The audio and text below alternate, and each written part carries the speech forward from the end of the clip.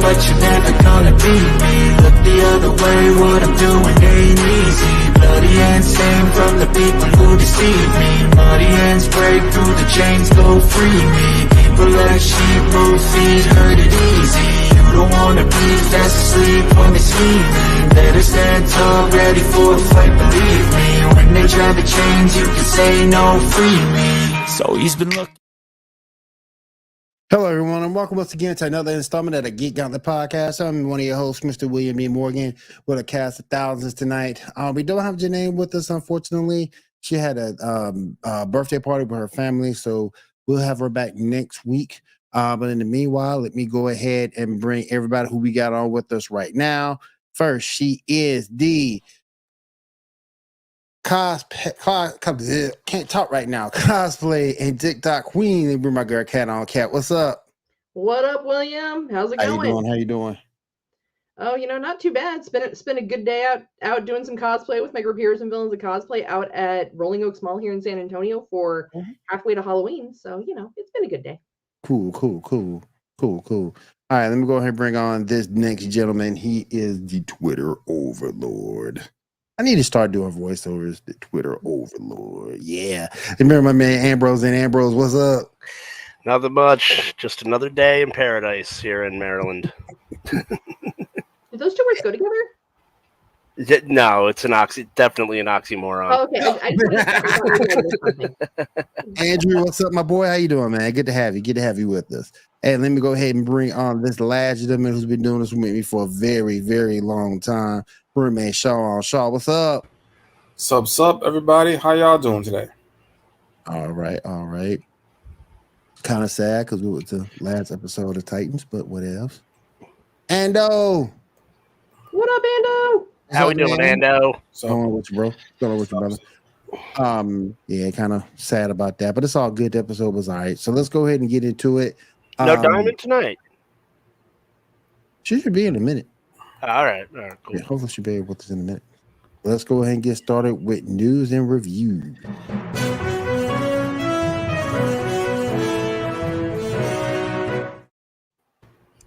All right. So if everybody has noticed that, some of your favorite shows may either be on rerun status or may be in question of if they're going to continue, as the strike of the Writers Guild of America is still unfolding. Wait, favorite and shows, is that also an oxymoron? Because there has not been much of anything lately. I mean, I find some shows enjoyable. In an ironic way, yes, I suppose. Yeah, man, what's up? How you doing? What's up, everyone? How you doing? What's up? So, everybody, you've been keeping pretty close tabs on the strike. How's that kind of playing out? Does anyone want to go, or can I go? You go ahead. All right, cool. I wanted to give someone else a chance so I don't interrupt them. I think the writers are overplaying their hand. I think they raise a lot of good points, but I think those good points are going to be ultimately washed out because of the demands they're making. Two things that they really do need to address are the AI situation. AI can take over writing very soon, and all the writers can get kicked to the curb, and that's a very understandable concern for them. But the other concern is the studios are not being honest with their streaming numbers, which is affecting the residuals. And I completely understand those two gripes. You need to address those, but they're not presenting it in a way that makes anybody sympathetic. Like, you can't tell me you're not making a living wage writing in Hollywood. You made $50,000 to write She-Hulk. Okay? Like, I'm sorry. Like, I spent my 20s eating ramen noodles and McDonald's and working 16-hour shifts to pay rent. Hey, Barbara. How you doing? Keeping him honest, My wife is my number one troll. I love her. But I mean, they can't. They're presenting it like they're these starving artists, and it's just not true. You're not garnering any sympathy. Everyone knows you make the median salary for a writer entry level is $50,000. Is $50,000. Well, but also you have to kind of put that into perspective, though. If these guys are trying to live in Hollywood or New York, $50,000 is below the poverty level in those areas. Well, that's a personal choice. You want to move, you want to make it big. $50,000 a year is well above the national median, and you don't have to live in Hollywood or New York. You can commute. New York's got a fantastic train line. You can live in White Plains, where I live. You can live in Yonkers. You can live in New Rochelle. You don't have to live in New York City. You can hop that metro line in. Those states, the cost of living is tremendously higher than $50,000 a year. As someone who's lived in one of those two states, I can vouch for that. I mean, I've lived in New York too, and there's a lot of people making a lot less than $50,000 a year with a lot of family members, and they're making it work. So I mean, I don't garner any sympathy for them, and the other demand that's just going to get shot down, and that's going to cripple them, is the artificial inflation of the amount of writers in the room. They're demanding a minimum amount of writers in a room, so they're trying to.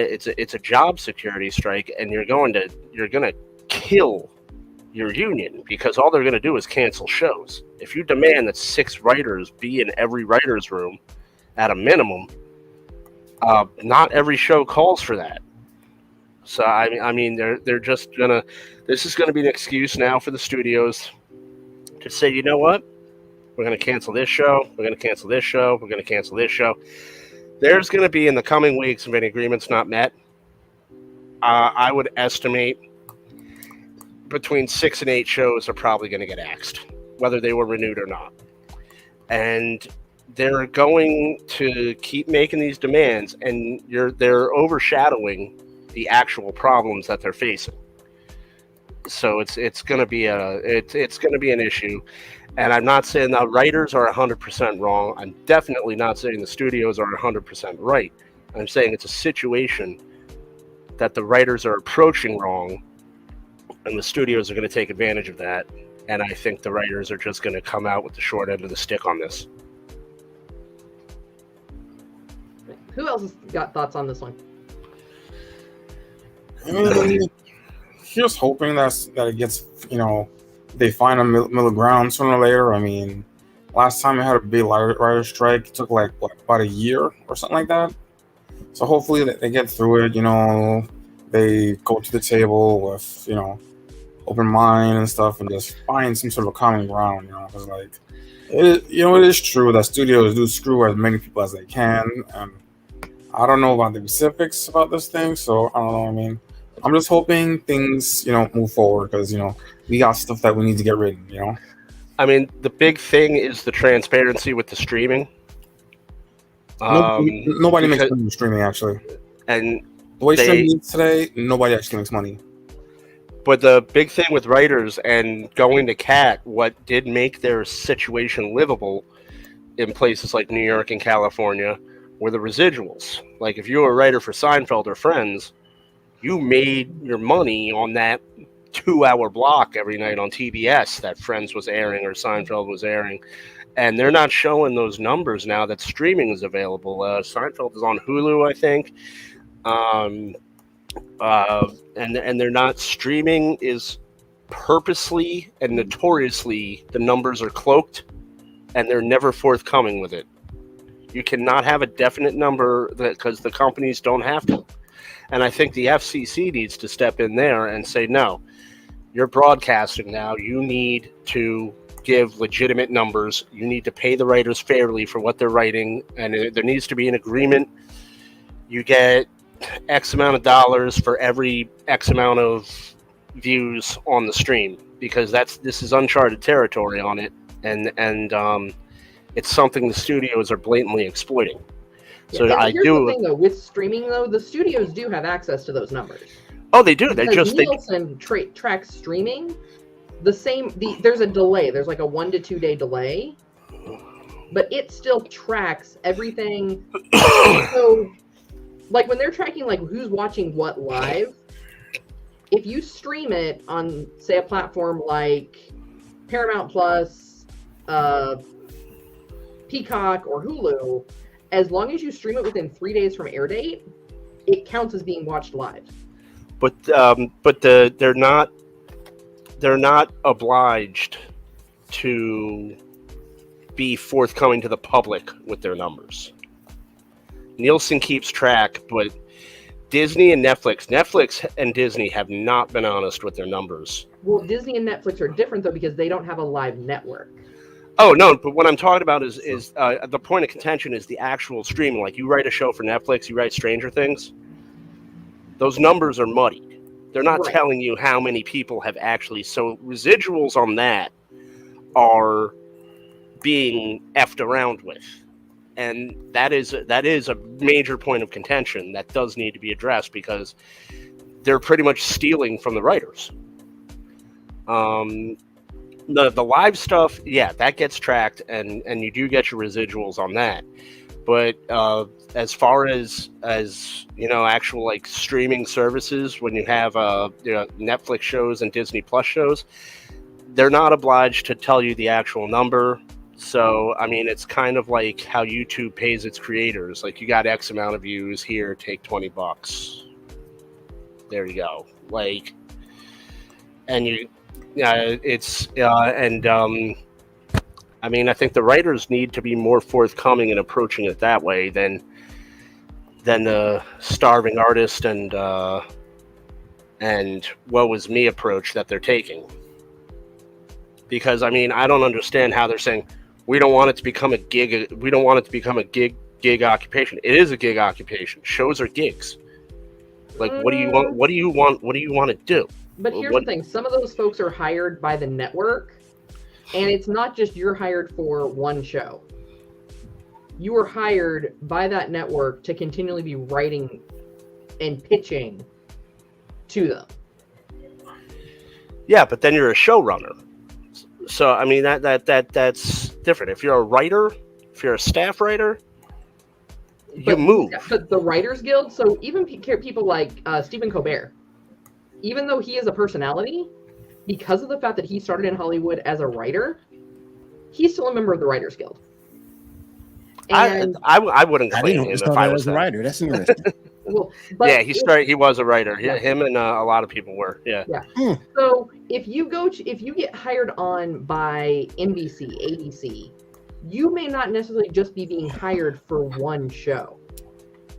Like you get like your pitch of like, hey, this is the scheme of what we're writing, what we're looking for. Sit down and write it.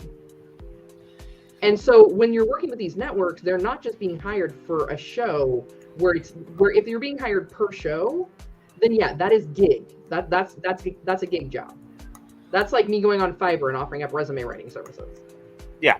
But the way that a lot of these writers are hired is they're hired by Netflix, ABC, NBC, Sci-Fi, name a network. And they say, okay, we want you writing for these ideas. And so then they work with these showrunners for shows that aren't already produced and aren't already out there to pitch, to get like a pilot written and pitch it. So it's not just that like a writer works for one show. They work for the network and they may be doing multiple shows at a time. Depending on their contract, yes, right. You're more correct than you're wrong in that, depending on the way the contract is written. Yeah. There are some writers that in the beginning, yeah, you are brought in on a gig basis. Like, hey, you're new, we're going to test you out on this new show.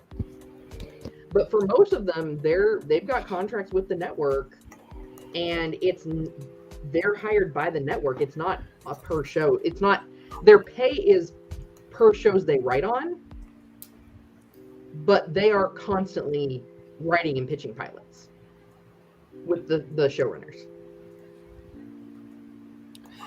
All right. I mean, yeah, I guess. Gig work already is not accurate.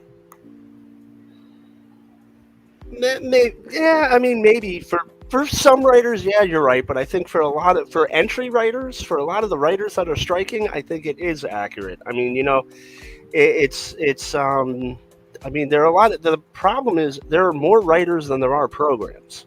Mm-hmm. And what they don't realize is you have a pie.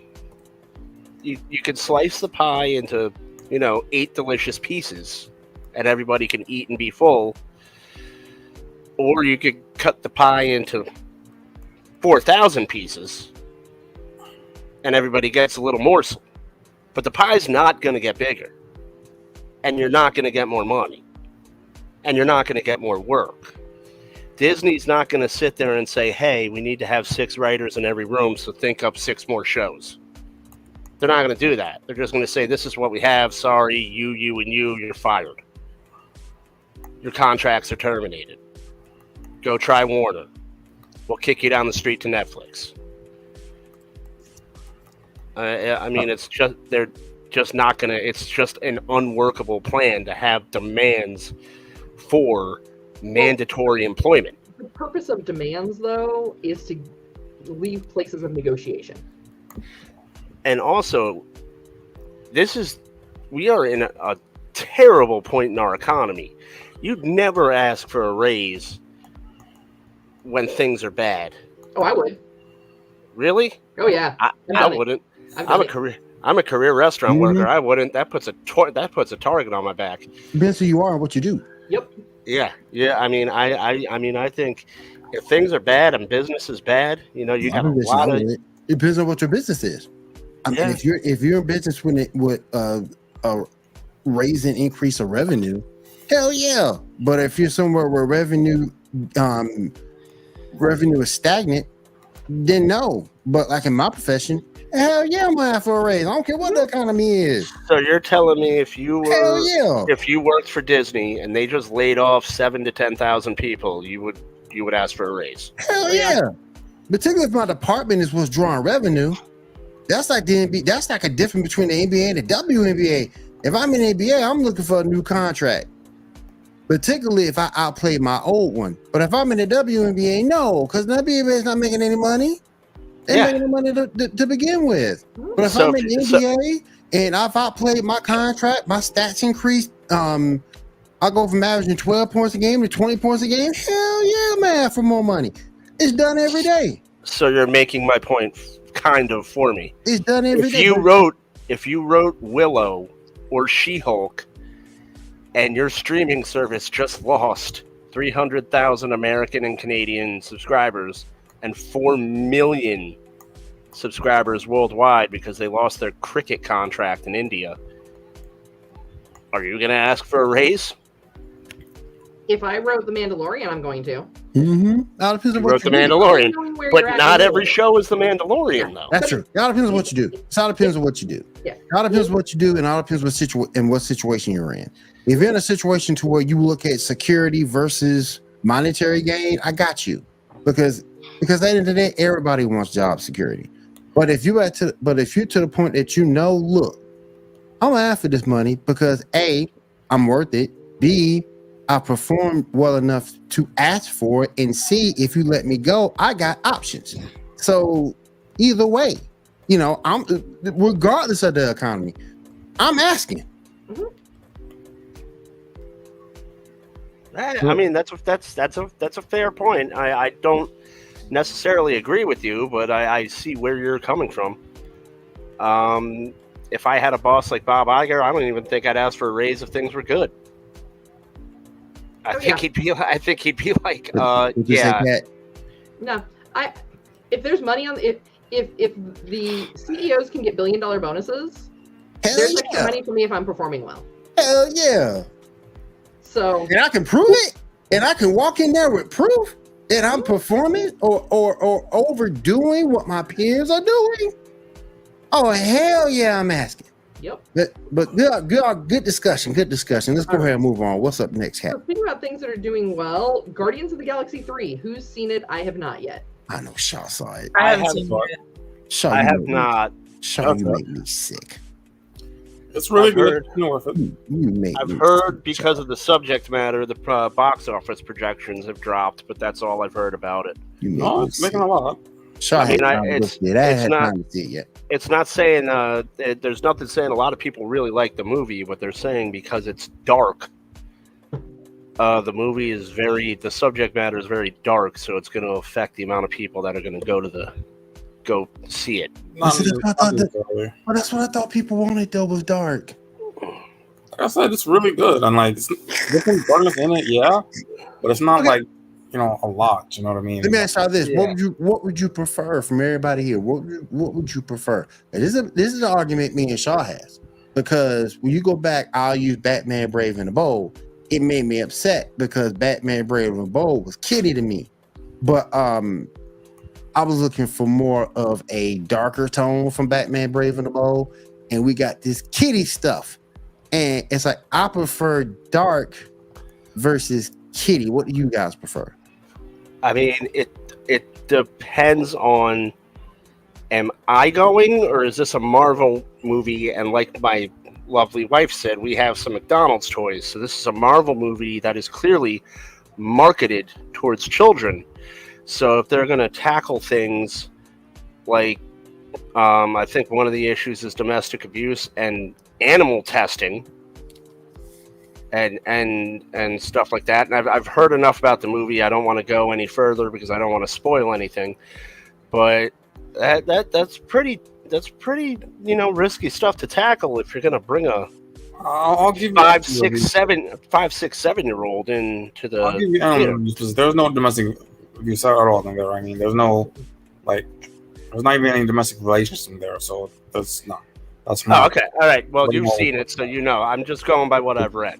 But even the animal testing, though, I mean, they're all CG animals though, so it's like, you know, and it's not like it's not like it's just shown as being a good thing. It's shown as being a bad thing. It's a tragedy, and like there's even a thing where a bunch of animals get saved later on. I mean, my point is, I don't mind going to see it myself. I don't want to take my kid to a movie and have to explain, like, and even if, like, I don't want to have to explain anything. Well, that's why age appropriate. Yeah, and I think there's a lot of people in my camp on that, and that's what I'm saying. I don't think it's necessarily, 'cause I haven't seen it, but for all accounts, it's a good movie. Everybody that has seen it has really liked it, but I think that train of thought is going to hinder it at the box office. Well, but here's the thing: the Guardians have slowly been working away. Like the first one was whimsy and campy because you had a bunch of new people trying to kind of learn to work together. And you put a new team together, everything's just gonna go to hell in a handbasket real quick, and it's gonna be funny, right? You got into the next one where all of a sudden he finds his dad, and they lose Yondo. You're getting a little darker there. Now we're coming into the third one, like, you know, it's getting into that maturity level where I think, you know, there's been talk of how Rocket came to be, that he was a science experiment, which is part of why he's kind of so angry and bitter about it all. But it makes sense to get into that more because it's character progression. And if they're wrapping it up, they need to wrap up those loose ends. And it's got a PG-13 rating. If someone's taking their 5-year-old and you are upset that Rocket is saying bad words and that they're sticking him with needles, well, maybe you needed to pay attention to that PG-13 rating. I mean, I 100% agree with you on that, but like, I mean, PG-13, it's a big jump from Avengers to that. But my question wasn't necessarily looking at age-appropriate content. Just people here. What style of movie do you prefer? Do you prefer campy or more of a? You prefer the kiddie or the dark? And I got to sort of kind of agree with Kat. I prefer the dark more than the kiddie. It really depends upon the movie and the progression. I think with Guardians, it's a natural progression. So to me, it wouldn't seem out of place. I mean, but, I don't.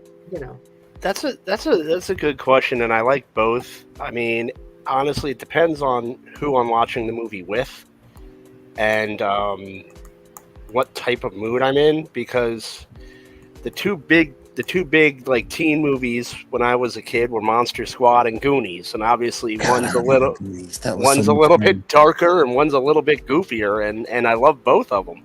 So I mean, it's kind of tough, but I mean, if I'm sitting by myself and I'm watching a movie and I don't have to worry about how the other person I'm watching the movie with feels, I'd probably go with dark.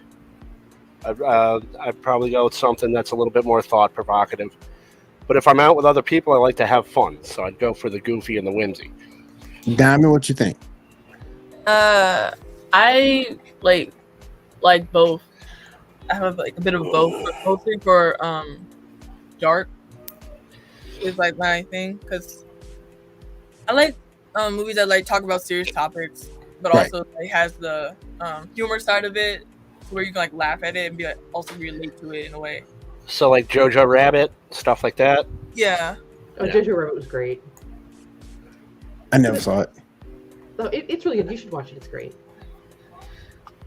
Personally, I prefer a combination. You know, I mean, just because something's dark doesn't mean you can't tell a joke once in a while, and just because something's a comedy or lighter doesn't mean you can't tackle dark subjects. I mean, that's like a lot of people say that Marvel is for kids, but there's like every movie has a dark moment. Like my favorite moments in every Marvel movie is something where they deal with a serious topic or it's like just a serious moment. You know what I mean? Like even literally the comedies still have darker moments in there, and like I just like a nice little combination. You know, just because like true drama is the balance of comedy and tragedy. You know what I mean? Like I love tragedy and I love things being lighter, so I just like both. You know, that's my everything. Barbara says, it is your responsibility as a parent to research the subject matter of any movie before you take your kid to it, regardless of the rating. That is so true. Well, because here's the thing. Like, I don't agree that Marvel's for kids. Mm-hmm. I think that they've made it so it can be enjoyable for children, but it's not intended for them. So, I mean, I'm sorry if you take your little crotch goblins to see the movie and they cry. I'm sorry. You know. Kat, I gotta ask too before we move on. What are you cosplaying as? I see the horns. I'm trying to figure it out. Oh, okay. All right. Some stuff I'm testing out for tomorrow. Yeah. I might have to like maybe do some summon tonight or maybe tomorrow morning. Yeah, whatever. Either way. We appreciate like that. Some zippers. We appreciate the effort. We really do. I invited a cosplayer on the show. I hadn't heard back from her as of yet, but I'll see what I get. All right, let's go ahead and continue, Kat. All right. Well, I mean, with this, just to kind of wrap it all up, James Gunn did get an award from PETA for Guardians of the Galaxy for touching on the issue of animal testing. Okay. Now, while animal testing is not something that is commonly done in the United States, there are still countries that do require animal testing for certain products before they're allowed to the public, which is still something that, of course, PETA is still fighting, and a movie like Guardians, which is going to have a... Disney targets the regions that still do animal testing, I'll just put it that way, when it comes to their content, so maybe the message will get across. Disney targets anybody that will give them a nickel. No, they focus a whole lot on their Chinese fans over there, like more so than most studios. But they're also a country that does require that before a product of any kind. So, like, it could be Neosporin. Before they're going to approve use for that in their country, it has to be tested on animals first. Which I never really understood. Well, it worked really well on this rabbit, so it's definitely going to work on me. Yeah. So, with some more superhero movie news, Spider-Man Across the Spider-Verse is going to be swinging into theaters on June 2nd. Burger King is going to be offering a red Whopper inspired by Miles Morales' suit from May 15th through June 21st. And I think we have a picture of that, pick number 2, William. Yep. I think we do also. Let me get to it real quick. That's a doctor's visit. No. I don't know how to feel about that. You stupid ass, bro. I mean, some things just look unnatural, and that is, that's one of them. And like, if you gave me a hamburger on a red bun, I don't know, man. Like that just does not look appealing. Dude, in Texas, we'll eat it. We'll think it's made out of Red Hot Cheetos. Ambrose said you have to have a second thought. Didn't they do something like similar to this like years earlier with like a black bun or something? Yeah. It was a hamburger that was popular in Japan. It was the bun was dyed black, and it was popular in Japan, and people freaked out over here It's like a lady because certain bodily functions were coming out jet black, and they didn't know what was going on. It's like, hey, idiot, you ate a black hamburger bun, and you probably ate like 3 of them. So like it's gonna look a little weird. My friend Barbara says it looks like a ladybug's, not a spider burger. I was gonna say a watermelon, but yeah. Yeah. Yeah. It's a watermelon with your picnic crawling on it.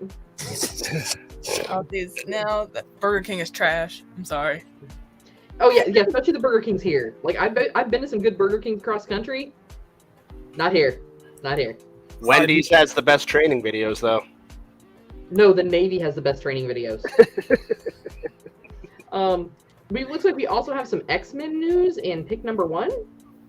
My son would not go to a Burger King to this day because he saw a video about Burger King foot lettuce. Somebody actually put their foot in the lettuce. X-Men 97's boss comes from Cyclops and Storm are the main protagonists of the series.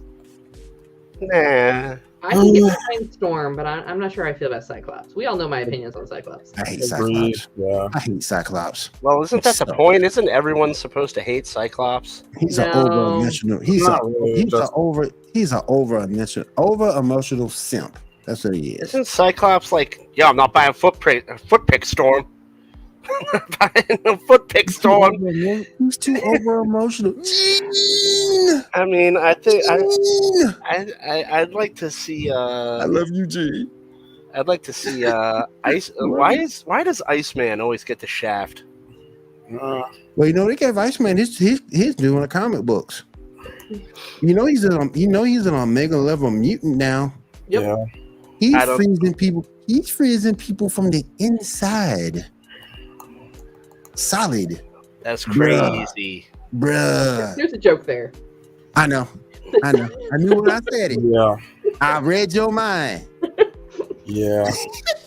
I'm just gonna say it like. Yeah. You're gonna leave it alone. I'm trying to keep this PG-13. Okay. We want to stay viable on FCC airwaves. Yeah. Hide the numbers. So we got a little bit more James Gunn news. There was a Q&A on Twitter. Oh, damn. I mean, not wrong. She ain't wrong. She actually asked me when we first started dating who my favorite X-Man was, and now I'm glad I didn't answer Cyclops when that happened. He's an over emotional simp. I keep telling y'all, that's exactly what he is. Gene! I love you, Gene. I love you so much. Man, so during the Q&A, James Gunn was asked if the cast of the Guardians would appear in Superman Legacy, where he then replied, yes.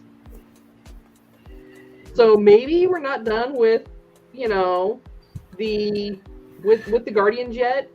And that does confirm we do have Superman Legacy, which is going to start shooting in January 2024.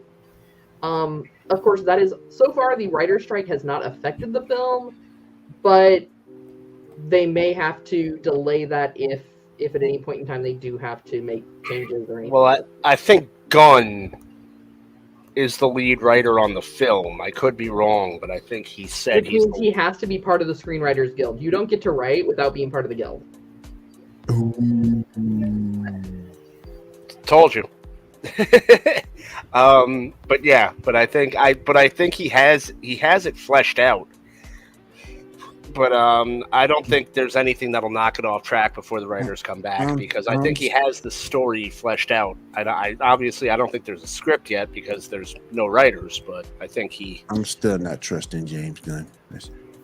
I mean, he's not. What's his name? What's his name? He ruins all my childhood. Michael Bay. Facts. Explosions in the Fox chick or whatever her name. Or Zack Snyder. Yeah. I'll do the rest of the podcast in Zack Snyder mode. No, you got to turn the lights way down though first. Damn. So James wait. has confirmed.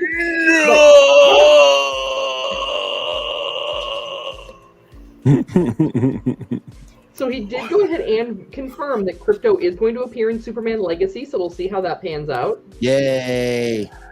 Let's do it. All right, what you got, Sean? I mean, is that really a is that really a feather in the cap though? Like the dog is going to appear? I mean, I was glad Jimmy Olsen would, and obviously Lois Lane is going to be. He announced the dog before he announced the villain. I mean, am I the only one that sees something wrong with this? It's not any worse than radioactive injections for years, but now she has breast cancer.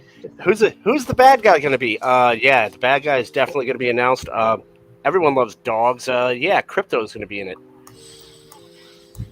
What's wrong with Crypto? Don't be hating on Crypto. I'm not going to be hating on Crypto, but he's like Crypto's awesome. He should be an afterthought. Crypto should never be an afterthought. They did him wrong. They did Crypto wrong on Titans, by the way. How the hell Crypto gonna be gone all this time, and then all of a sudden you bring Crypto back to eat with him? They did a lot wrong on Titans. That's just disrespectful. Let's just be real. So, now that we've all had our chance to, criticize James Gunn, Yes. you want to pull up picks 3 through 6, William? Yep. So we have some new posters revealed for The Flash. Batman Beyond. I still don't like that costume. I don't either. I kind of think about it. Is that Ezra Miller? Damn. That was why he was having the meltdown. Disrespectful for you to say something like that.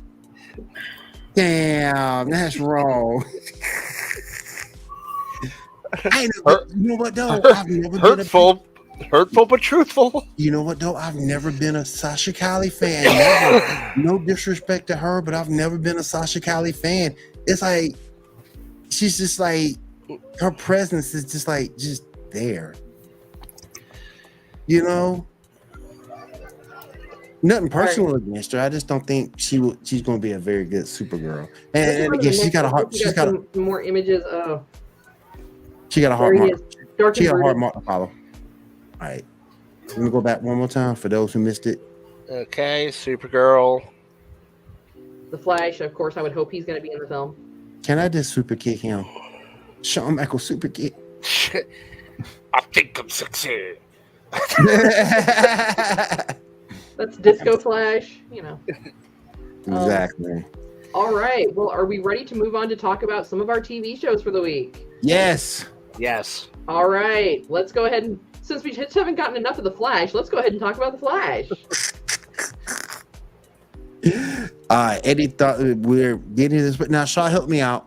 Because I know the Eddie Thawne that we're seeing is not from our universe, it's from his universe, that parallel universe. Am I correct on that? Okay. I'm not 100% sure what's up with it. He's not from parallel universe, he's in the future. Mm-hmm. What I think may have happened is because we saw at the end of season 1, his body gets pulled into a wormhole. Yep. I think maybe that spit him out in the future, and maybe he had amnesia, or maybe, I don't know. I mean, they haven't explained that exactly yet. Maybe it's a whole thing with the universe resetting stuff. Maybe it's the whole Crisis on Infinite Earths thing, when the whole reboot thing. Maybe that's it. Maybe, I don't know. I mean, we'll see moving forward, but there's definitely a connection there between him, who was a character named Marcus. Not Marcus. I think Marcus or Melvin, something like that. Yeah, something like that. Him and Eddie, clearly something about the negative speed force. So we'll see about that momentarily soon. I mean, next couple episodes, since we only have 2 episodes left. We got 2 left. Mm-hmm. Yeah. So yeah, we'll see what exactly it is. We got Iris going into labor, and then in this episode, Barry comes back, and then a second later, he's gone. He disappears again, and we don't know where he goes in this episode. Was he gone in a flash? He could be gone to Cat's Eye for all we know, but he gone again. And then Eon's powers come into play. Negative Speed Force took advantage of Mark, but she removes the crystal from him, which makes him one with the earth or kills him, and then she uses her powers to bring him back like it wasn't nothing. So she's very powerful. Looks like she can control everything that is not natural. Yeah. So am I the only person that's seeing Eddie Thawne back remembered how awkward it is that Iris and Barry are together because they were raised as brother and sister? And you saw in that episode that all the memories start coming back of him and Iris being together. Well, I mean, like, I always thought it was a little bit weird, the Barry Iris thing anyway. Yeah, but it's then, still like, weird. It's been happening for so long that I think we all just kind of forgot about it. That's like incest, man. Oh, there it is. Still That's weird, like unofficial incest. Yeah. And then, like, but seeing all that with Eddie, and it's like, oh, that's you don't know. Yeah. You don't know. But the good thing out of all this, we got 2 more episodes to deal with Iris dumbass. And then after that, she is gone. All right. You're my lightning rod. The hell with all that. Maybe she'll end up on Gotham Knights. She probably would. And that's where she need to be. Over there with them. And they get canceled. Wait, no, she doesn't have daddy issues, though. So, I mean, that's kind of... That's true. I mean, everybody on that show has daddy issues. So true. Plus, she older than them, too. So, yeah. Yeah. All right. We got some Stargirl news. Pick number 7.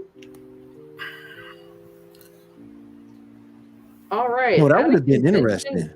Breck Bassinger revealed season 4 of DC Stargirl would address the multiverse, with the mini crossover of DC Titans would serve as the preparation for that.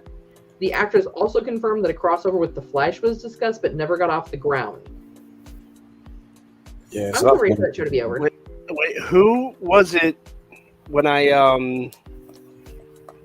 someone brought this news to light and said that she was going to appear on the Doom Patrol, and I think it was you, Kat. You were like, "She can't handle the Doom Patrol. They'll just punt her over.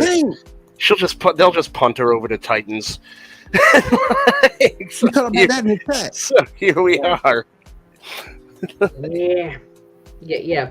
She that actress has not gone the full Disney actress route, so she's not ready for Doom Patrol yet. Yeah. She's not singing to aliens or on OnlyFans, so yeah, she's gotta hit some.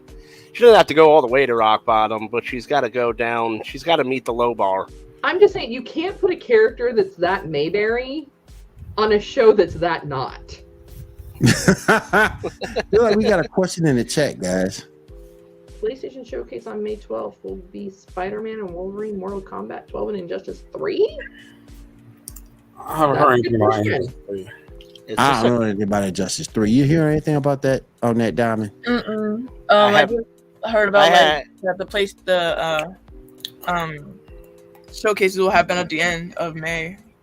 The only thing I've heard about Spider-Man 2 having Wolverine in it, and it's going to be not TVMA, it's going to be rated M. So it's going to be Wolverine accurate. And I've heard rumors about Mortal Kombat 12, but I have not heard anything about Injustice 3. That's a quick turnaround, too. All things considering, that animated movie was just out, what, about a year ago?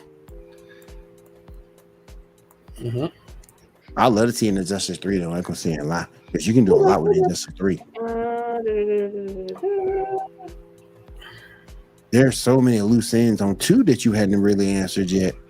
I haven't finished 2. I began it. Maybe that'll be my next Twitch stream. Yeah, I'm not seeing a release date. I'm just, seeing talk that they're fleshing out the characters. But I'm not seeing a release date yet for... I think I just talked to wife and he's saying.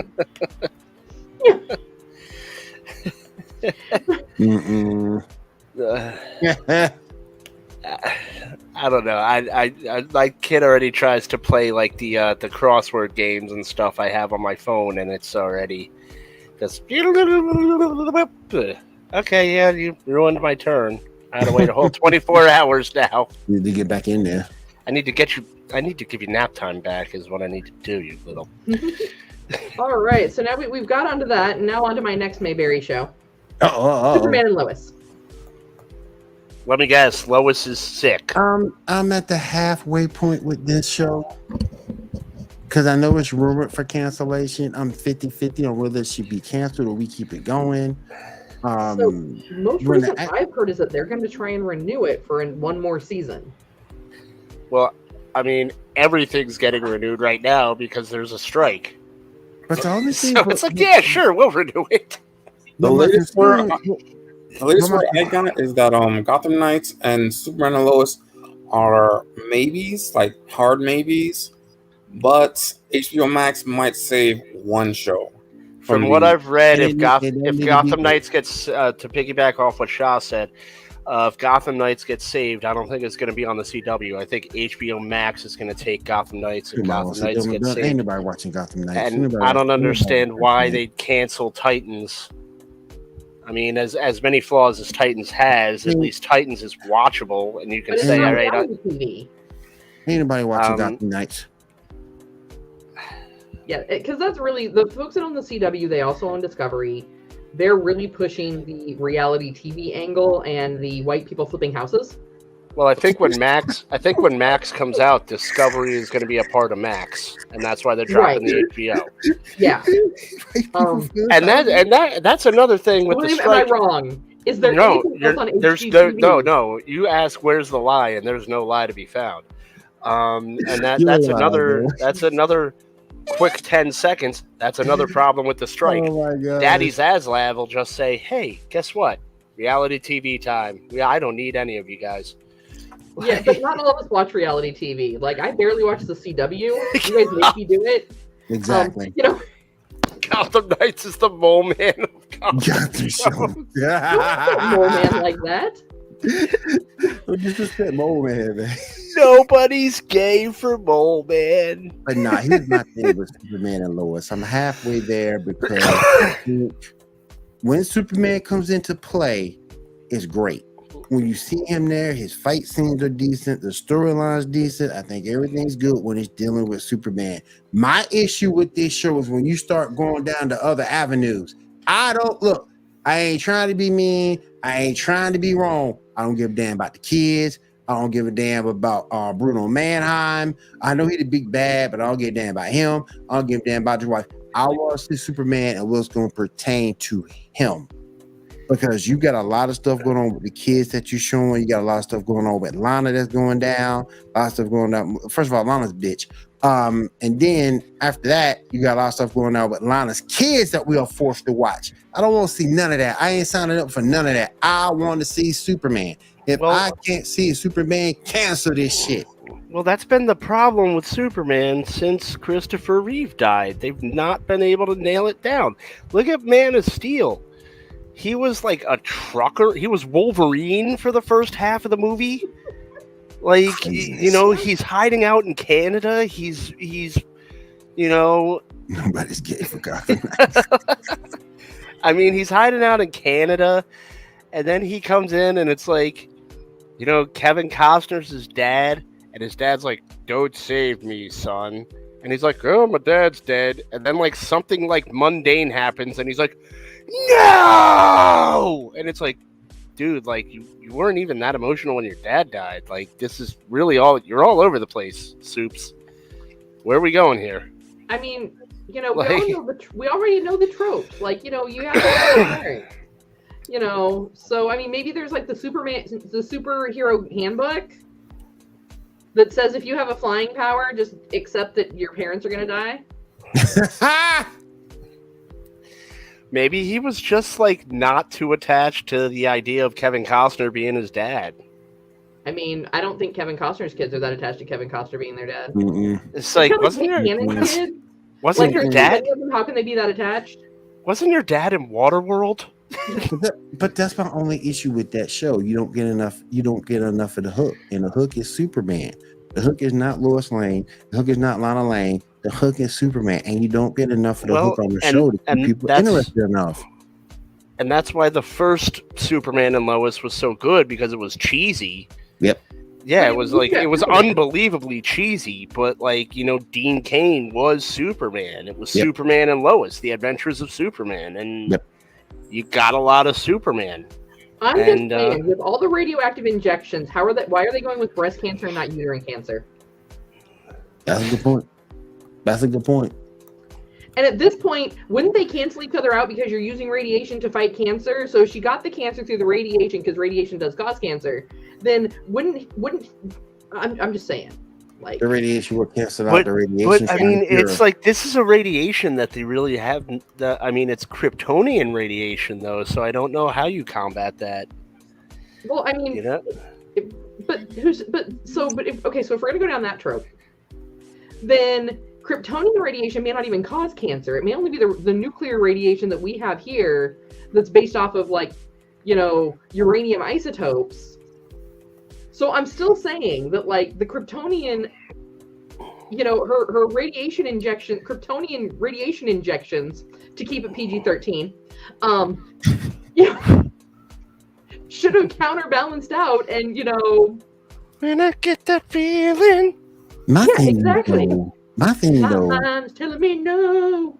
My thing is, why didn't she see this coming as a side effect from having a Kryptonian kid?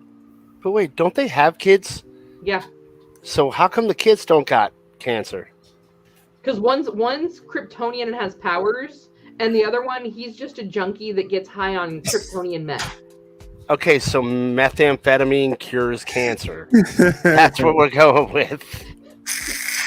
Yo, shoot mama. Shoot mama. You got this just went past PG-13. Shoot mama Lois up with some of that meth and cure that Kryptonian cancer. It just got past PG-13. You'd be like Steve Rogers. We're going to take drugs to make you better. I mean... What is this, chemo? No, it's meth. Take it. Meth. Who knows which one's more dangerous for you? Exactly. So with that, though, the CW has also canceled the Supernatural prequel to The Winchesters, which I can see that. I didn't even get a chance to watch it. Was I it haven't even watched any it good? anyway. I did. I mean, I was a fan of Supernatural, so I was willing to check it out, but was it any good? I think we all understand that I'm a nerd for the lore. Mm-hmm. And the premise of the Winchesters, even in like their pilot, already started punching holes in and deviating from the original lore. Damn. Well, wasn't the original lore they were estranged and Dean kidnaps Sam from college? I mean, it's been a while since I watched the show from beginning to end. About his parents. Oh, okay. So the caveat to that is her dad was a hunter. Yes. But their dad didn't know that grandpa was a hunter until after mom died. The premise of this show is that mom is a hunter and is training dad to be a hunter through their teen years. Oh, okay. Yeah, you lost me. Yeah. I mean, you can't have. Yeah. Okay. Never mind. Yeah. Okay. So yeah, there are some talks. Of course, Superman and Lois are going to be canceled. Gotham Knights are going to be canceled. They're saying they may keep one DC show. And if it is Superman and Lois, they're talking that they may move it to Metropolis, which is why don't they just cancel the whole CW? I mean, really, just bring back UPN. I liked Homeboys from Outer Space. It was a guilty pleasure of mine. And just bring back. I don't understand what the CW has after the Arrowverse is gone. Like, imagine they brought back Flash, or like, hey, we know y'all like this, even though y'all don't like this, we're gonna make y'all watch this for like 5 more years. But then they do like the Wally West Flash. Yep. Yeah, I just don't. I like CW is the most like they're like the IDW of TV stations. It's like what? Where are you going? You're not doing anything. Yeah, and then who here watches Titans? We all know I don't watch it. I haven't watched the second half of the season yet. All right, you want to catch us up? I saw the finale. Oh, did you? Okay. The finale already? Yeah, Okay. the end. The very end. And you can spoil it. I don't care. Starfire flies. Yeah, I mean, instead of just throwing the dude in a freaking wormhole to anywhere you can choose, they decide to, she has to fly him up and explode for no reason. So she went from being a hooker to exploding. Exploded hooker. I can see it now. I'm a meat popsicle. Boom. I mean, because she turns all blue, she flies him up, and bam! And then next thing you know, she comes down in like comic book form, of her red energy that you see. So, God, they did. I mean, I liked the show, but they really did like some of the characters. So many injustices. Like I will say though, that Robin suit is nice. They dogged Tim Drake. They dogged Jason Todd. They dogged Starfire. What did you call her? Cat? A hooker? I mean, that was what her original outfit looked like in the first season. Yeah, I was like, season why one. the guy Didn't make she- Starfire look like a hooker? Didn't she become a hooker? She became a hooker, didn't she? I think they tried to pass it off like she forgot who she was, so she was just living out on the street, working girl. Like, hold up. She did go through memory loss. I mean, hold on one second. I don't want to be canceled. A sex worker. She was a sex worker, wasn't she? Which, here's the For a catch. minute. Titans are all supposed to be like teenagers. the one thing that made me mad, the one thing that made me upset though, we never got Wonder Girl back. That's the one thing that made me mad. I thought we were going to see Wonder Girl come back, but she never did. Yeah, I I'm mean, a little troubled by the like the sex worker part. Okay, fine, it's the world of this profession. I'm fine with that. But wait a minute, these are supposed to be the Titans. The Titans are typically thought of as tween to teenager. So you're promoting underage sex workers? And then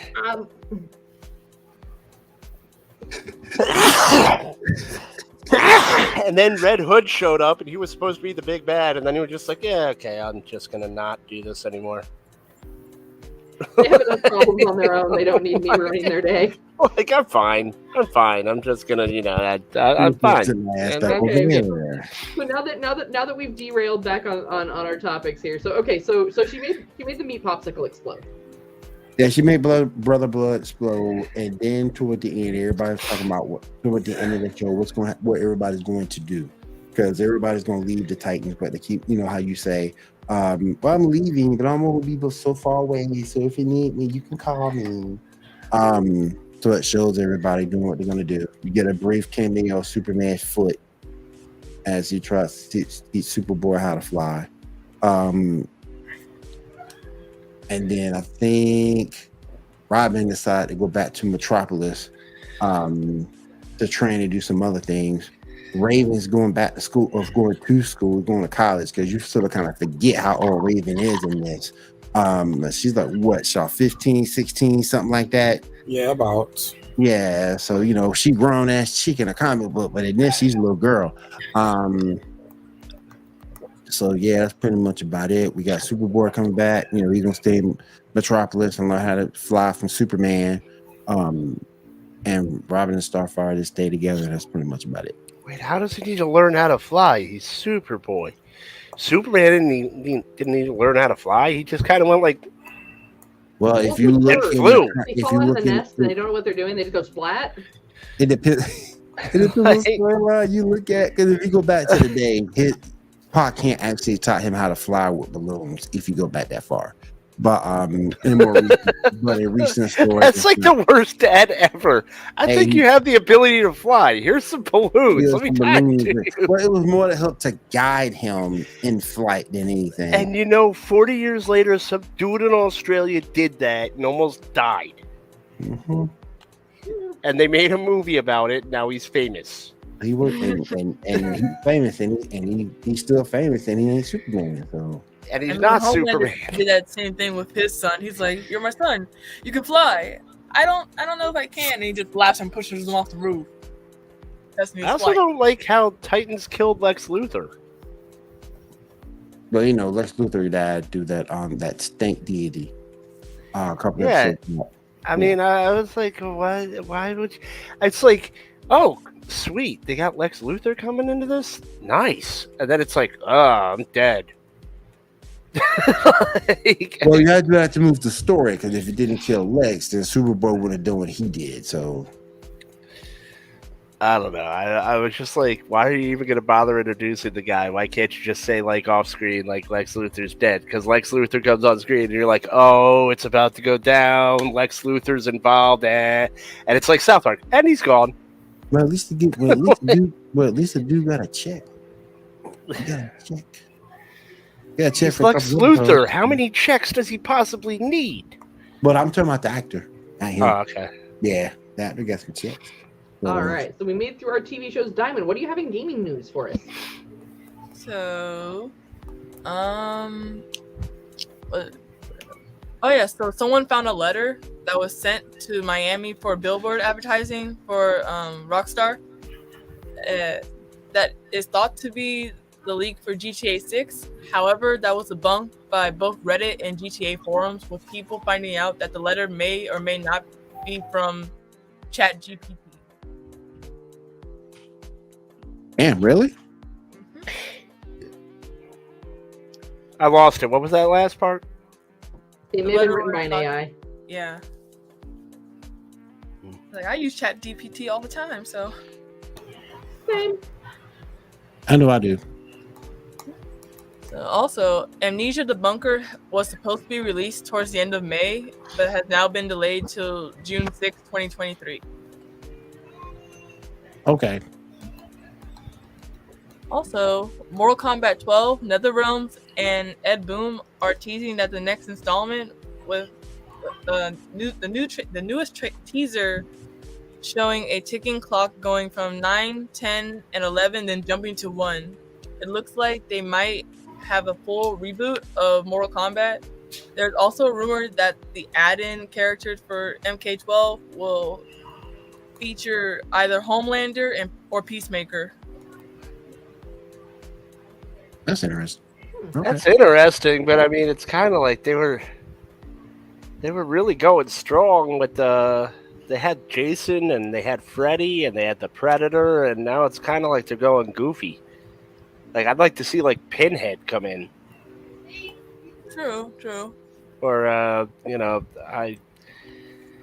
don't know. I mean, I'm sure it's Mortal Kombat, so they'll make it good. I mean, I've never really seen Actually, there's been a lot of bad Mortal Kombat games. I can't really. Yeah, I can't say I haven't seen a bad Mortal Kombat game, but there's been more good Mortal Kombat games than bad. Well, I'll say that. Scorpion, because I mean, I think we all just like to watch people like get disemboweled. Yes. Or get yanked by the chain. Yeah. That's my go-to character. Also, Private Division and Game Freak will team up for a new IP codename Project Boom, which is projected to release in 2026 during the Take-Two fiscal year. And Insider Gaming reported that there's a new Call of Duty game set to release this year titled COD Modern Warfare 3. It will be developed That's by... creative. Like, come take my money. Damn. But yeah, it's said to be developed by Sledgehammer Games. Apparently, COD 2023 is reported to be "quote unquote" a premium DLC for Modern Warfare 2, while this year's title will be the sequel to Modern Warfare 2, which will also feature campaign, multiplayer, zombies, and a new Warzone 2 map. So let me get this straight. They already released a DLC with the same name as the game they're about to release. Mm-hmm. Oh. Premium DLC. So it's spicy DLC. So many people are going to be so mad when they get the wrong one. Oh, We have that one grandma that's like, I'm going to buy my kid the Call of Duty game that he wanted this year. And it's the one that's like earlier from this year. It's like, that's not the one. I am so glad I play Sniper Elite, not Call of Duty. Yeah. Yeah, I don't have enough dude bro in me to play Call of Duty anymore. Like that, and I'll probably get myself banned for the things I will yell at the 13-year-olds that yell at me. I'm telling you, your mom doesn't love you. Oh no, that's way too care tame. about you. That's Your way mom too don't tame. care. Like, No, because I said some messed up things on God that I probably should. I mean, everybody has. My wife is the worst. Yeah. My wife probably set the rules for Xbox chat. yeah, like my husband is a sailor. I say things that shock him when I get upset enough. You know, the colorful vernacular. All right. What else you got for us, Diamond? So I think Diamond had a few more. yeah, I had like 2 more left.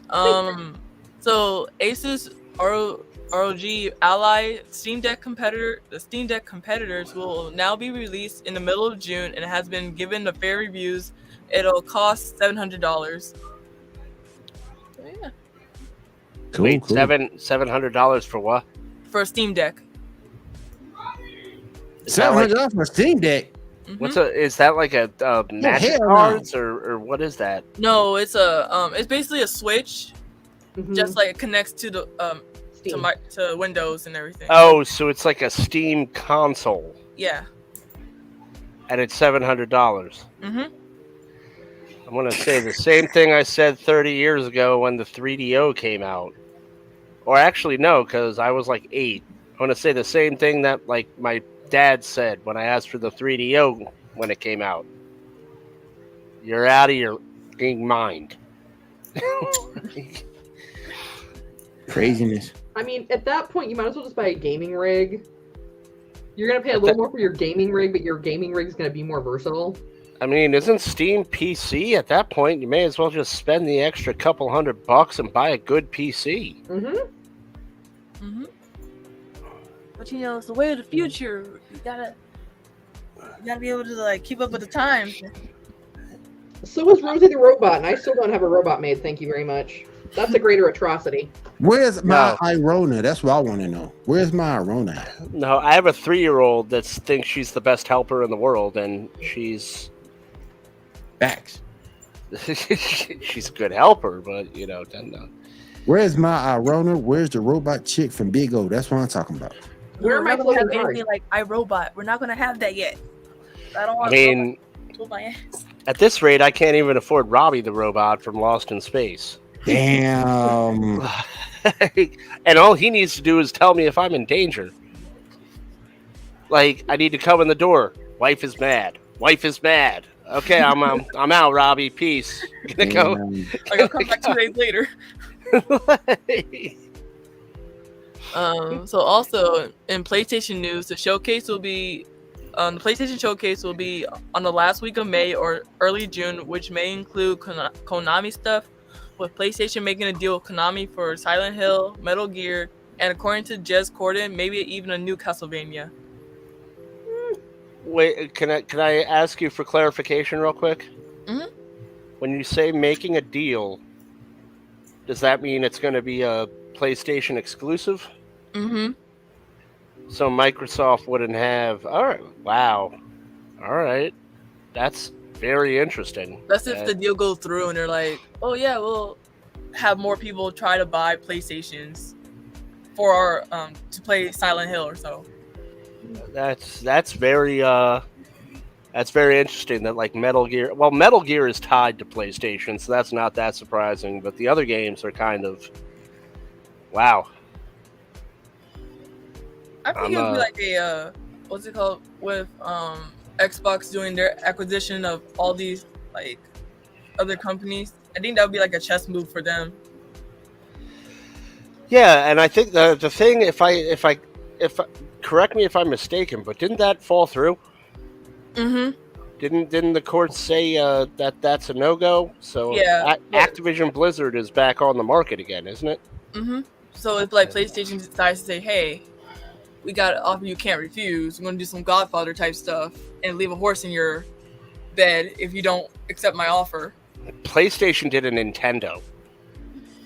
PlayStation did what Nintendo did in the 80s and 90s, is what they did. Mm-hmm. Yeah. Yeah, that's all I have for gaming news. Thank you, Diamond. We do appreciate you for that. Thank you so much. I know it takes a minute to go and get all that put together. All right. Well, we have a few more things to go over before our big announcement of the night, because tonight is the night we are announcing the winner of the Hill Country Comic-Con giveaway. Great. Now it sounds like an HR meeting. Thanks, Kat. You're welcome. Oh, guys, we're putting out 5 topics till next week. I didn't realize we've already been on over an hour, so let's go ahead. Oh, okay. All right, then. Without further ado, let's go ahead and do our last topic, and then we'll go ahead and do our giveaway announcement. So topics pick number 11 to 19. Let's do this real quick. Hold on. Let's finish up the news, and then we'll finish up our topics for next week. Let's just go ahead and finish up our news. We'll do finish up the news. Finish up the news. We got a lot. It's still more because I didn't realize we were that long in. Yeah, that writer's strike, we it took up a lot of time. Yeah. Let's see. Where did we stop? Oh, we stopped at Titans. Mm-hmm. Okay. Let's do a few more of the news to enlighten fans, and then we can move on to the winner. All right.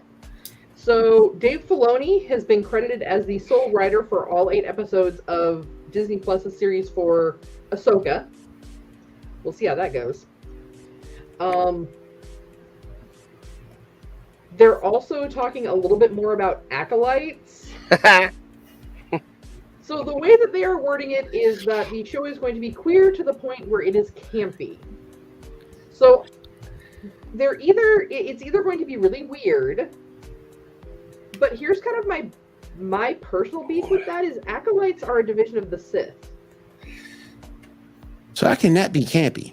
How can you make Look, they better commit. They said it. They got to commit now. I mean, you need high heel lightsabers. John Waters needs to be involved. You said high heel. You need high heel lightsabers, man. Damn. I mean, obviously, if you grab it by the soul, you can actually probably maneuver it pretty well. You could totally single white female that, but I digress. Netflix has released a little bit more information about Avatar. There will be more of Kyoshi guiding Aang in the series. And they're going to be doing a video presentation next week for the release date, or possibly be releasing a trailer. So that series is done. Writer's strike isn't going to affect that. Probably. Well, they've been working on that one for a while. It's just already written. Yeah. Matter of fact, it's already in post. We have Beetlejuice 2 is officially moving forward with Jenna Ortega now confirmed to be portraying the daughter of Lydia. Winona Ryder. Yep. William Dafoe is going to join the cast in that movie as well. Yo, they're strong with the Michael Keaton member berries. They're bringing back Michael Keaton Batman, Michael Keaton Beetlejuice. Beetlejuice. I mean, that juju's on you. He said Beetlejuice 3 times. Oh. All right. Then we have some Doctor Who news. Pick number 9. According to the Mirror, Moffat is going to come back and write some episodes for the next Doctor Who. I don't watch Doctor Who, but I can't take any of these people seriously. I'm wondering if they're going to be going back to either the Torchwood storyline with this or the Time Robots. Those to be Time Robots. We'll see. Yeah. Well, because when you got into Torchwood, like the original creation of it, it would have been also like along the Elizabethan timeline. Mm-hmm.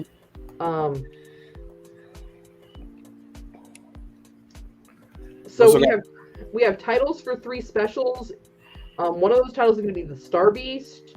The second one will be Wild Blue Yonder, and the third one will be The Giggle. Judging by the teaser, the first one is going to be about those bug alien dudes. The second one will be about Neil Patrick Harris's character, whether it's going to be the Toy Maker or not. And the last one will be about Meet the Beep. Judging by the trailer, that might not be the case. Gotcha. We also have some news about the Future After Once and Always Power Rangers show. What you had some good stuff on that, right? Yeah, I was. So there's been some talk about maybe doing something moving forward with that. I mean, I think it's very likely that someone from there is going to show up in the next series of Power Rangers, the Dino Fury. And maybe doing a next generation type thing could work with with the rest of the children of the others. And I don't know, just thoughts that there could be something moving forward from Once and Always with the success of it. What are your thoughts on that? Go Power Rangers. So I was never a huge Power Rangers fan, so I don't have a whole lot to say on that. I mean, it would be interesting if they pursued that arc. I'm just not sure how I feel about it because, like I said, Power Rangers was not necessarily my big wheelhouse. I'm not a fan of every iteration. I like some iterations more than I do others. Mm-hmm. I know they existed. Like Ninja Storm to me was pretty good. Yeah. I think like I was aged out of Power Rangers though when it came out. I was just not into it. It came out and I just see. I love Ninja Storm, but I couldn't stand SPD. What? Kind of like Power Rangers and Captain Planet came out at the same time. It's just me. It's just me. I couldn't stand it. No. And I think it was that little kid that turned me off. Oh, Jason or something? Not Jason. That little kid with the Blue Ranger. Yeah, I think he turned me off. When he like put stilts in, he's like, "Oh yeah, I'm tall now." Like, dude. Yep.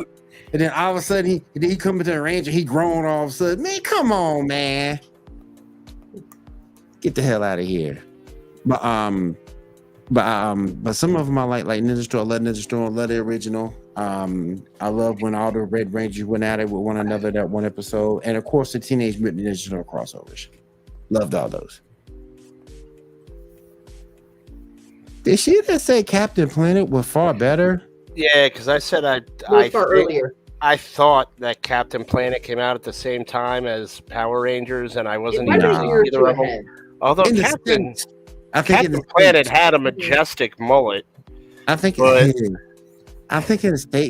the States, Captain Planet came out before the Rangers, but over in Japan, that's Kamen Riders. Captain Planet ain't got nothing on Kamen Riders over in Japan. Nothing. And that's all. And that's what the Power Rangers were. They were Kamen Riders. Kind of. And I could have mispronounced the name. But I think they were Kamen Riders over there. Kind of. Kamen Riders and Power Rangers were different. Like in Japan, they were called Super Sentai. There you go. That's what I meant to say. Yeah. But I know they were a lot earlier in Japan than when we got Captain Planet over here. Yeah, Super Sentai was like about 10 years. Yep. From earlier there than they were Power Rangers. Well, yeah, because wasn't it worked in like the footage was older and you could tell, and then you had Amy Jo Johnson and all the other guys and girls. Wait a minute. Yeah, the main thing about the show was taking Sentai footage and spicing it to create something new. That's why it lasts so long, because it's a cheap show to make. Yeah. And we will not talk about Amy Jo Johnson on this show. Why not? No. We're not talking about Amy Jo Johnson on it. No. But why? I'm sorry to traumatize you. No, we will not talk about it. I loved Amy Jo Johnson back then. All right. She's going to be at Awesome Con. You want me to get you an autograph? Yeah! Love David Jones Johnson back then. All right, Kat, go ahead. I'm sorry. My bad. I ran my mouth. My bad. So, as part of the Disney and Hulu merger of subscriptions, now, mind you, this isn't happening right away. It's probably not going to happen until the end of the year, maybe sometime 2024. But Disney has already revealed a plan to start moving some of its content from Hulu over to Disney Plus as part of the strategic approach to its changing content. I need to do something because I got both of them, so I need to do something. So I'm glad they're doing that. Yeah. And, Disney's shuffling a lot of content around right now. Yeah. All right, so let's go ahead and hop over to our topics, picks 11 and 9. Let's start with pick 11 through 19. Sorry. Sit here, Barbara. Sit her right around, not baby. Take 50. Oh yeah, one more falls, 2 more come back. All right. Let's do a few of these topics real quick. Let's do a few. Ooh. All right. This is the first one right here. What's this about? Yeah, so just some potential casting. Who would you guys prefer to be the new Invisible Woman? Is that Jennifer Lawrence? Yeah. Well, she would be the first person to portray the Invisible Woman on film, so she clearly needs to do it. Bring Jessica Alba back. No, Jessica Alba Wait. did. Who? I know, but according to Jennifer Lawrence, she'd be the first. Nah, Who's Margot? Margot Robbie. Margot. No, she's out. yeah, that don't look right. No, I think she can do it. Bryce Dallas Howard just doesn't look right. Mm-mm. Who's the Taylor chick? Balinska looks decent. Taylor, is that the chick from Queen's Gambit? She don't Yes. look right. Yeah. She don't look right in the face. She don't look good in the face. Who? Taylor? Yeah. What's wrong with her mouth? I don't know. It's the same problem I had when she had Queen's Gambit. It's like that constantly. I'm surprised, so I'm gonna, do something inappropriate. There's Yeah. Botox involved there. I mean, either I'd Jessica say or out of Botox. all of these, Balinska looks the most appropriate, and I can't. I mean, Alba's not gonna do it, so I don't even know why she's on here. She's too old now anyway. Yeah. I'd love to see her do it again, but I think she's aged out the role. But the rest of them just don't look. Margot Robbie, I can't watch it without seeing Harley Quinn, Yeah. and so. All right, let's go into the next one. The last digit of your phone number has to beat Superman to save you. I'm golden. I get Hancock. Yeah. Is Hancock number 7? Yep. Okay, good. I got Hancock. I got number 5, so I'm done. Yeah. I mean, I got like number 9. I've got his name, Giovanna. You gotta do it from JoJo. Yeah, I'm okay with that. I'm dead. Who I you got got, Sean? I got fucking Nas X. Oh, yeah, that's what. Yeah. Wait, that's what I got. who's the Steve Buscemi cartoon got. character at number 4? That's the guy from One What? Piece. Why is Nas? Yeah, that's Why is Nas X even on here? Why Yeah. not? Why you gonna not? do? What are you gonna do? Call his horse in or something? I mean, what the hell you He's gonna do? Lil Nas X. What the hell he gonna do? He ain't gonna do nothing against Yeah, Superman. He's gonna give Satan a lap dance, then Satan will kill Superman. That's how it works. Man. All right, let's do one more. All right. Best Best- Netflix show picture. Okay, what do we got? What's the last one? I think that's called Ozark, I think. Okay, Ozark with the crying face. I never watched it. I heard of it, but I never watched Yeah, it. I've heard of it too. So we got The Witcher, Lucifer, Stranger Things. What's this hotel one? That's Umbrella Academy. Oh, okay. No, that's out. For me, it's between Cobra Kai and Stranger Things. And I enjoy Cobra Kai much more than Stranger Things, so I'm going to go with Cobra Kai.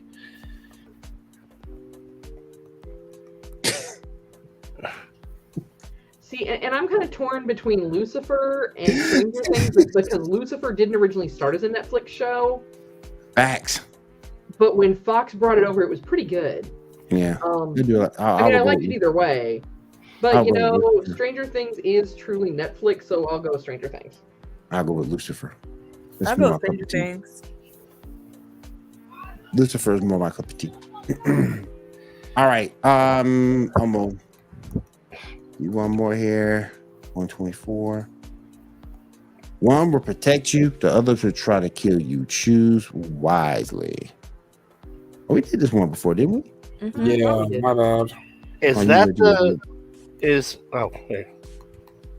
What happened? We changed our minds. New one. Yeah, because we did that topic Yeah. before. Which team would you choose to defend Earthrealm in Mortal Kombat? Middle row. Definitely middle row. Definitely won't be last row. It's got Cyclops on our last row. Yeah, Fuck you that. done at that point. And then you You got done at that point. Thing, and he's just whiny. Dude, no, middle row has Carnage. Yeah, middle row. Middle row for sure. Like, You got Magneto, you got the Joker, you got Carnage and Deathstroke. Middle Yep. row.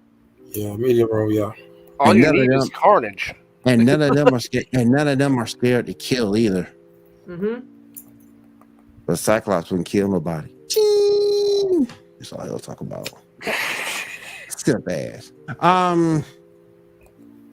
Did she say anything? Hearts, because as previously stated, Cyclops sucks. Not wrong. He's terrible. He's terrible. I get a lot of hate when I say that. I'm glad my folks here understand where I'm I coming mean, from. I just go into that fanfic battle writes with itself. Carnage. I'd be like, Let's Magneto, put it take a that break. way. What was that, Cat? The fan fiction writes itself between him and Jean Grey and Wolverine for the reason that he sucks. Yeah, he's terrible. He's terrible. How about the hell with Jean Grey? I'll go back. I'll go get White Queen to be cool.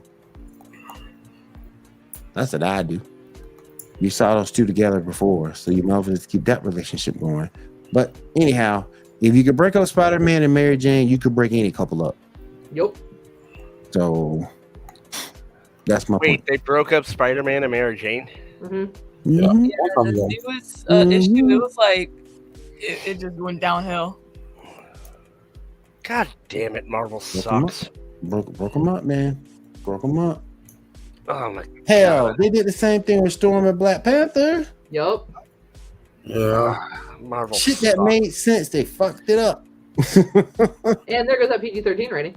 Mm-hmm. Hey, I was worried I'm going to be the one to do it. Yeah. it was me. I take full responsibility. If Deacon get mad, he gets mad. Which I don't think he will. All right, let's go ahead and go into our contest winner. Kat, you want to do that for us? Let me pull it up here. Or you want me to do it? I can do it. It don't matter. If you have Is it me? No, I Can we hate get a you. drum roll, please? You are so disqualified. I won something finally. I just want the foot. One I just fucking want with the my foot life. fix. Where's my drum roll, sir? He said, I can't get no feet pics, man. Do I have a drum roll? I can give you some applause. Hold on, I can give you some I thought you applause. had a drum roll. No, I can give you some applause. Okay. All right. I'll give you some of that. Is Okay. Mr. David Schertzinger. There you go. So we will try to reach out to you and send you a message. Can you do that through YouTube? I don't know. I've never tried. I can see he's he has like one sub. Okay. We can hit him up on YouTube and let him know that he won. Yep. So you have 7 days to claim your prize. After that, we will draw a new name. What I'll do, I'll follow him. Follow him. Geek Gauntlet Podcast will follow him. On YouTube, I'll hit him up, send him a quick message. Hey, you won, dude. You won. We need your contact information. And we'll go from there. Well, in 7 days, maybe I'll pronounce it right. I mean, you know. Oh man. Oh man. All right, let's stop Cyclops in this show and let's go around the room and see what everybody's doing this week so we can finish up. Ambrose, what you got going on this week, buddy? Writing a couple of pieces. I'm coordinating with the organizers of Awesome Con, which I got some press passes to, and that's in about a month. So I will be there. And I don't know if I'll be able to finagle some giveaways or anything. You know, anything can happen. So never say never. But Sure. I'm going to be covering a lot of stuff. It's very Star Wars heavy this year. Ashley Eckstein will be there. Lando Calrissian himself will be there. So Mr. Billy D. Williams, which I'm really excited about. And I'm just gearing up for it. And I'm talking to the organizers. I have connection with the founder. And I'm going to be doing a preview piece hopefully within the week once I get all the quotes I need. So, I'm just getting ready for that. All right, Kat, what you got going on this week?